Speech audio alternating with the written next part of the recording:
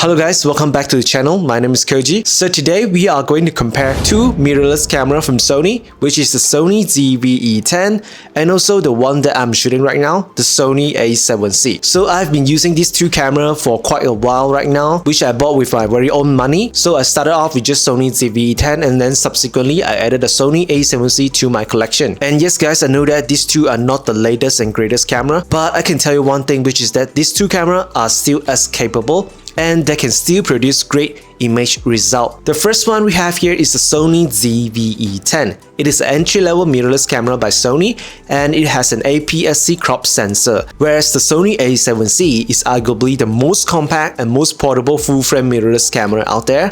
Okay, so today we are going to talk about the differences, the specifications, and also what are the major flaws about these cameras, and I will show you guys side-by-side image result as well.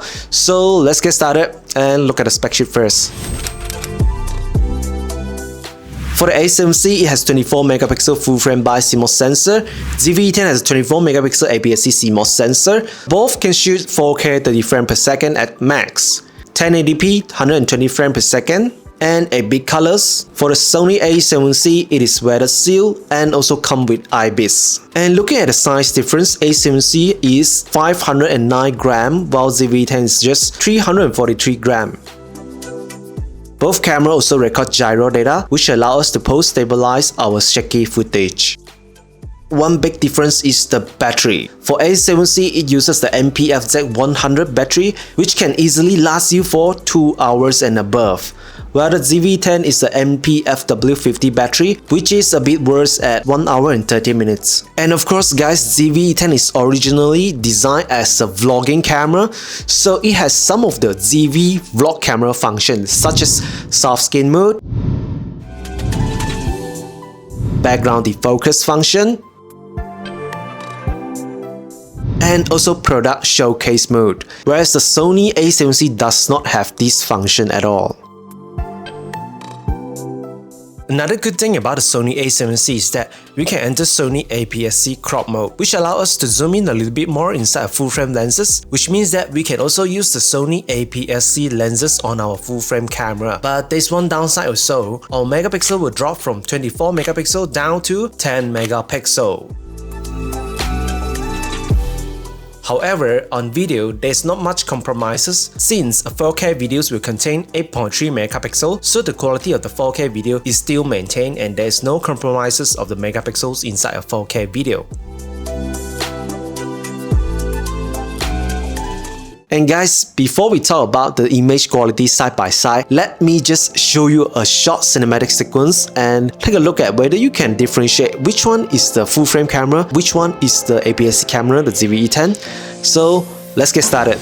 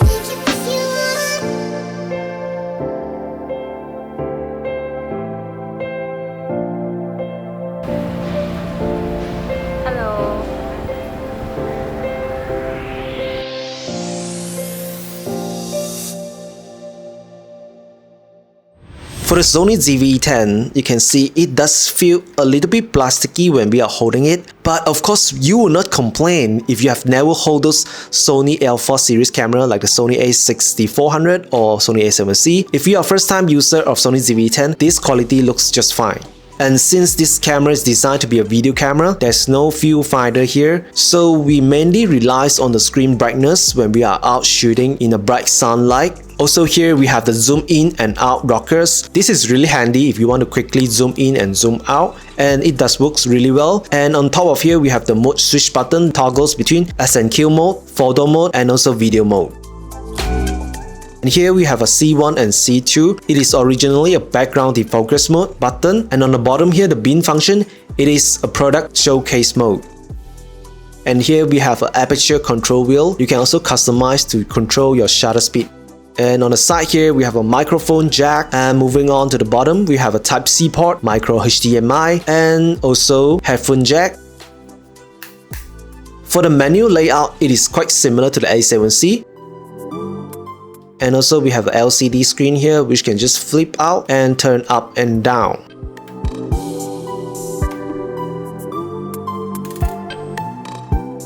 So let's take a look at the Sony A7C. It is more rugged feeling. It feels quite sturdy and not prone to scratches.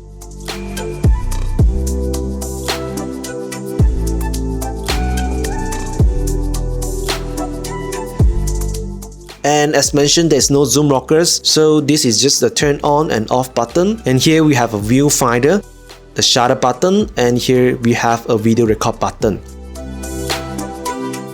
It does have a mode dial which allows us to go to memory function 1, 2, 3. Also we want to switch to auto mode. We also have an aperture control wheel, and on the side here it is an exposure dial to change your exposure level. Also we have an extra autofocus button here. And on the side, only one slot for memory card, Type-C port, micro HDMI, headphone jack, and also mic jack, just like the Sony ZV-E10. Okay guys, so after going through the spec sheets and the design of the camera, it does feel that there's not much difference about this camera. So guys, now we are going to look at side-by-side photos and videos about two of this camera, as well as doing some mic tests, stabilization tests.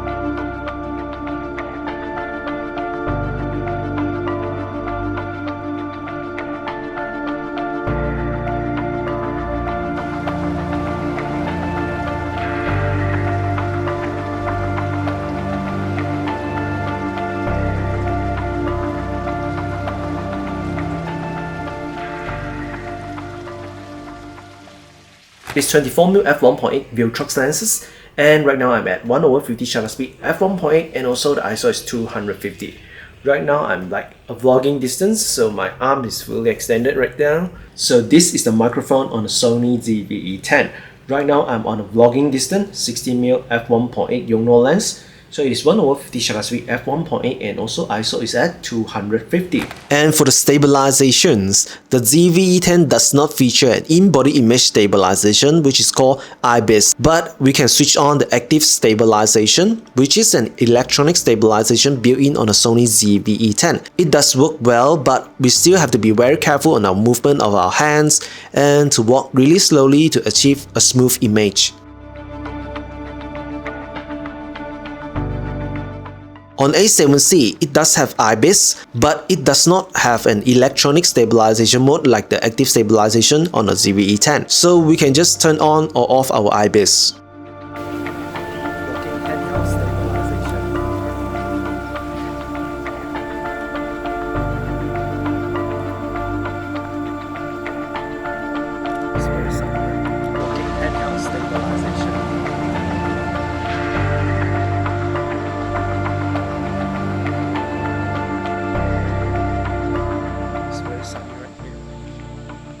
Let's take a look at the slow motion footage, 100 frames per second and also 50 frames per second. On slow motion, both cameras can only shoot 1080p.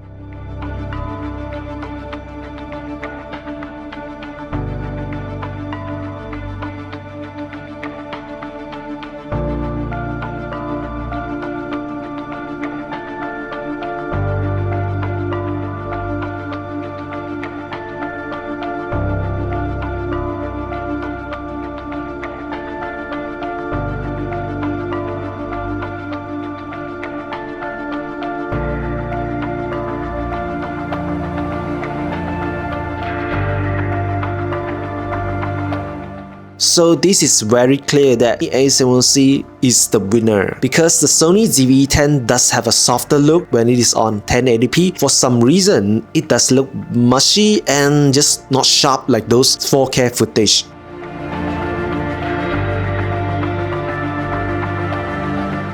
What about the bokeh, the blurry background that you can get when you try to maximize your aperture down to f1.8 and below? So on a full frame camera, definitely it is going to be much more blurrier background as compared to Apsc sensor. Here as you can see, both shot at 50mm f1.8 and the Sony ZV-E10 is 35mm f1.8. Equivalently, both will be at 50mm and for the Sony ZV-E10 will be at 52.5mm. So as you can see here, the blurry background is definitely the winner on the A7C.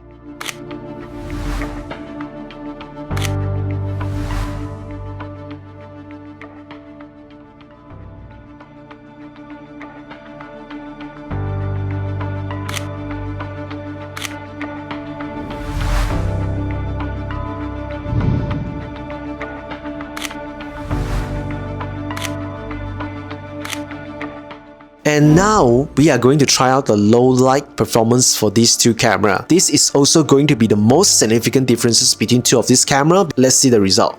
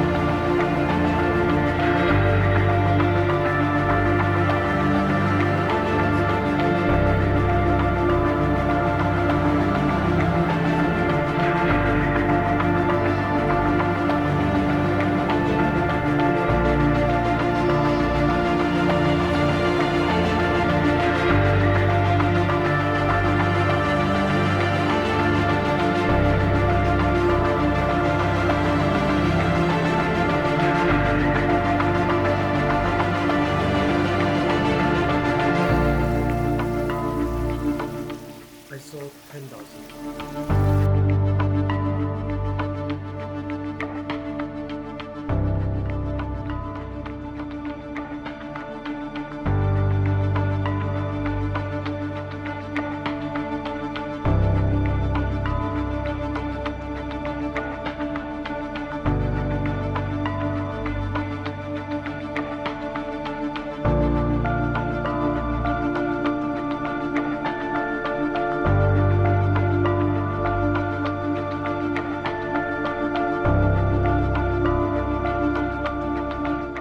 And yes, we talk about how great these cameras are, the quality, 4K 30 frames per second. But what about their shortfalls? What are the disadvantages of these two cameras? For Sony ZV-E10, very apparent because of the stabilization. It is very wobbly and shaky. If you pan your camera fast, there's a rolling shutter effect when you shoot at 4K 30 frames per second, and also the soft 1080p image quality will be the disadvantage of the Sony ZV-E10.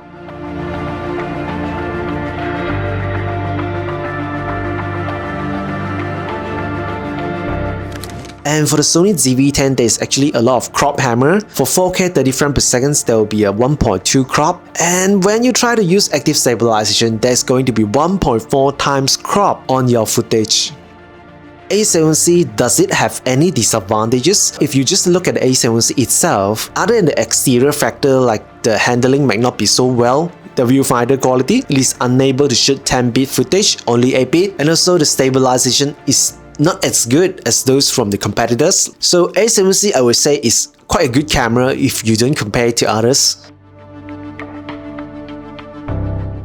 So for the Sony ZV-E10 and the Sony A7C, which one should you choose? Well, if you have the money, definitely you are going to choose the Sony A7C because budget is not a factor.